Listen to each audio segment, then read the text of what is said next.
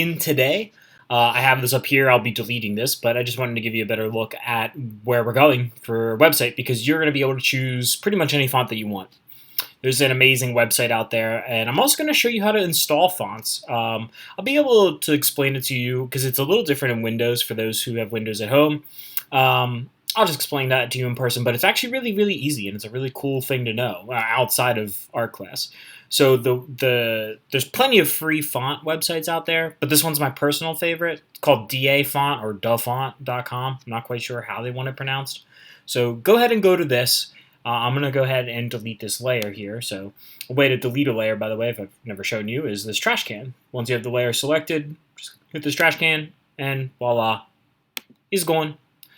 And we'll hop on over, but before we do, I'll show you kind of what the font looks like when it's done.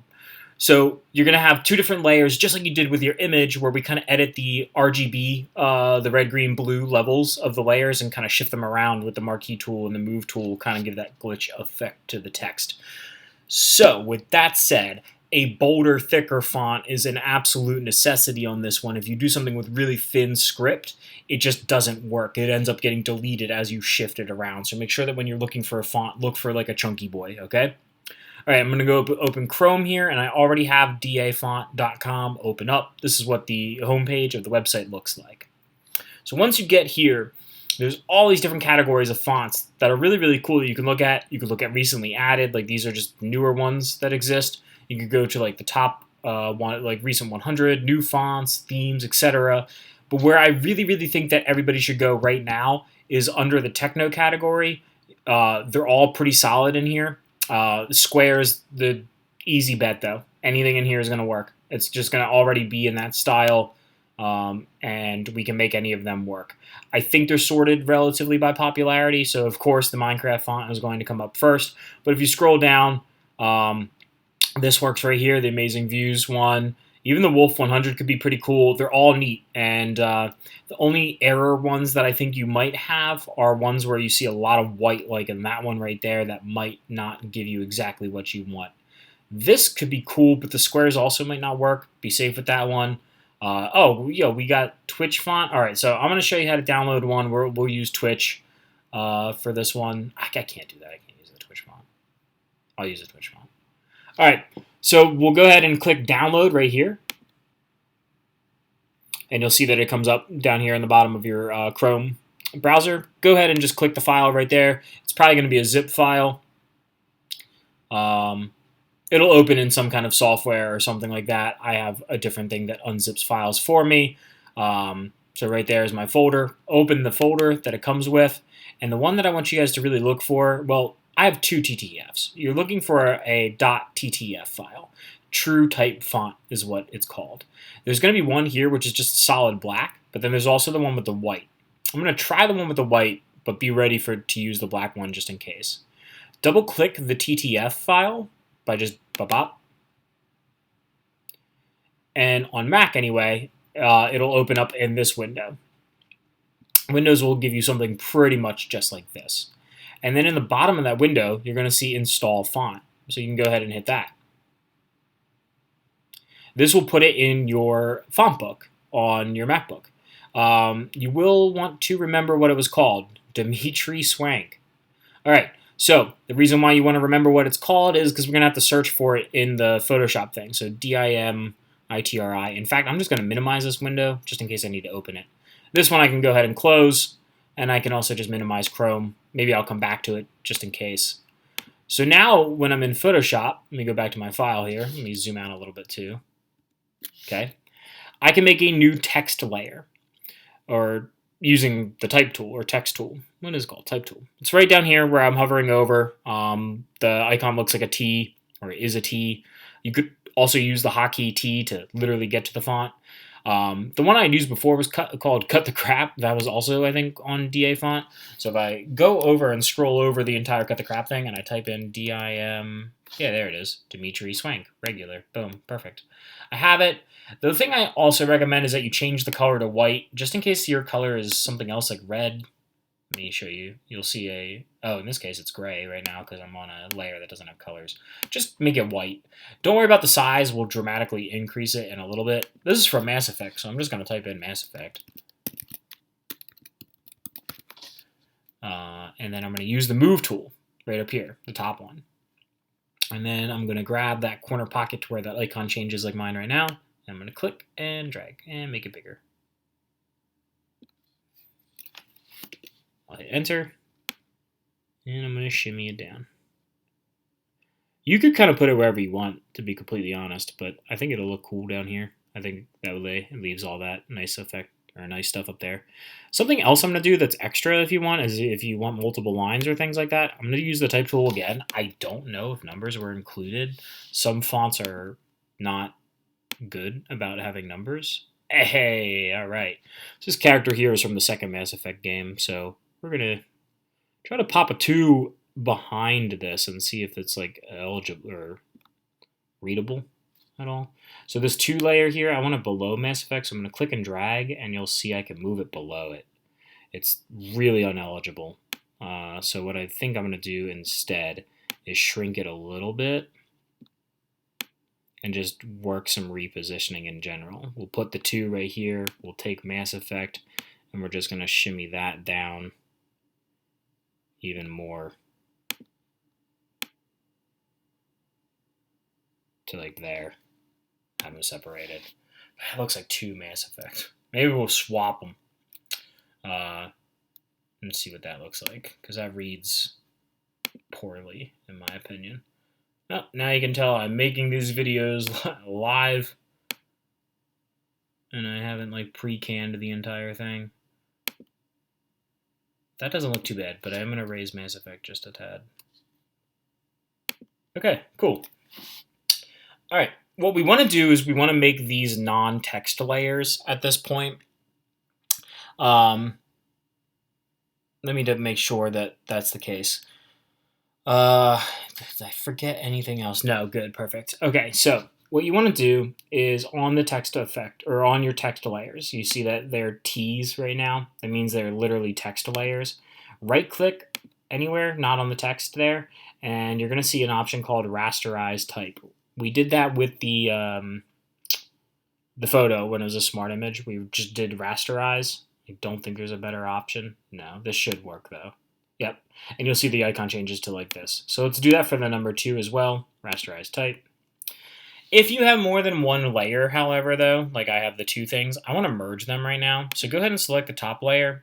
Hold down the Shift key and click on the other one, and you'll see that they both come up with like a gray highlight. At that point, we can merge them. There is a merge feature somewhere in this layer menu here, but the hotkey is easy, in my opinion. Command E. E is in elephant. So now it's all just one nice, easy layer, and that'll be good for when we're kind of shimmying the text around and stuff like that. All right, so just like the image, a lot of these steps are going to be repeated. We're going to take this layer that, well, when I say text layer, it's not a text layer anymore, but it has our text on it, and we're going to duplicate it. To duplicate this layer, click and drag it onto the new layer icon down here, and you should have a copy of whatever your text was. We are then going to uncheck the red channel. So to get into our layer settings on this one, don't click on the text, because that's how you rename it. Click off to the side somewhere, double click, and you'll see the channels right here, the RGB channels. Uncheck the red one again, and hit OK. All right, after you have that one, we are just going to go to the Move tool, and we're going to shimmy this over either to the left or right, but just a little bit using your arrow keys. I'm going to go to the left again to kind of mimic what I did with my image. 1, 2, 3, 4, 5. 5 seems to be pretty good right now, I think. And then on the original layer, this one right here, we're going to double click this guy, go into his channels, and we're going to turn off the blue and the green. So it's just kind of like a red, and then we're going to click OK. This will really help us when we distort this. All right, I recommend that you only do the distorting on the copy one, the top one, in my opinion. I think it just keeps it eligible. If you do distorting to both, you probably won't be able to read any text. So these next steps, definitely make sure that you just do it to just the top one. So this is where you take the marquee tool and the move tool, and you just kind of like do slices and you offset them. I'm going to take the marquee tool right here, or the hotkey for that is M. It's kind of like your selection tool, and you can take little bits. I wouldn't recommend taking like massive chunks like I did with the other one. I'm going to hit the V key to go to the move tool. Just going to shimmy it around. I'm going to go back to the M1, grab some stuff, hit V, move it, go back to M. We'll take one here, V. Unfortunately, you do have to watch me do this in this video. I can kind of skip ahead though, maybe, because there's one last step after this one.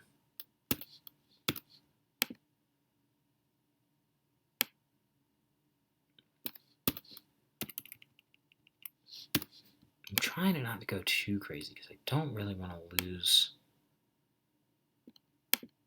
I'll just do one more.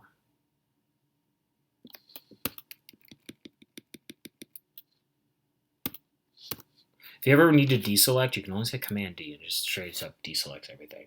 So that's good. I think I need something down here, in all honesty. You can also move your marquee selections before you switch over to the move tool, if that's handy for you guys. Let me do Command D to deselect. Cool. That still reads Mass Effect to me. A little trippy. We're going to add a glow to this, and that'll be our kind of like final thing. So, to add layer effects, we were doing like the layer adjustments here. Layer effects are different. Or styles, I guess. I don't know. But there's a button that's literally effects, or FX. So click that, and then you're going to see one called Outer Glow. It's a cool one. It always looks good. So right here, Outer Glow. This is our last little thing here. This is all messed up from a different project that I was doing, so we got to change a lot of things in here. The mode up here, blend mode, I think by default it'll be normal. You'd want it normal up at the very tip top right there. The opacity, I recommend somewhere around 60. I'm going to type in 60 for now. Oh, if you ever mess up, you can just double click back on the Outer Glow bit. The color here is pretty important. Definitely use white. We don't really want to add like weird colors into our thing that we haven't been messing with before. The size, I ended up using a 25 pixel size for mine, and it worked out really well. That way it's noticeable, but not like ungodly intense. Technique, softer, I think everything else is going to be like exactly how it was, and then you can hit OK. Now we want to do this to both of them. And a way that you can copy this is right click on the layer, 2 fingers down, and then if I scroll down a little bit, you're going to see one called Copy Layer Style right here. I'm going to click that. I'm going to go to the original one, or the other text layer. I'm going to right click on it, scroll down, and there'll be Paste Layer Style. Whoa, something happened to that guy. He's all blue now. Let's see. Maybe I'll lower his opacity.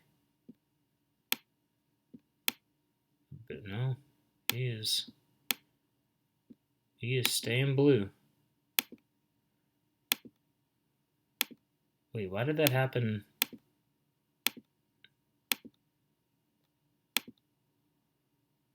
Could it not handle the... Did I not copy the right effect? Copy layer style. This is embarrassing. Paste layer style. It can handle it. Okay, I'll only do it to one then. And the other one, I'm pretty confident I have it on both. I wonder what's going on, to be completely honest. Well, it still looks good on one, anyway. I don't think the Twitch font was a good choice. The ones with like the empty insides ended up not working out as well. I do like the chunkier one from this one, so maybe that's what's causing it. We'll see if it happens to anybody in the room. But if it only works on one, it's definitely better with one than without it. Yeah, you know, gives it a little bit more of like a kind of neon sign kind of look to it.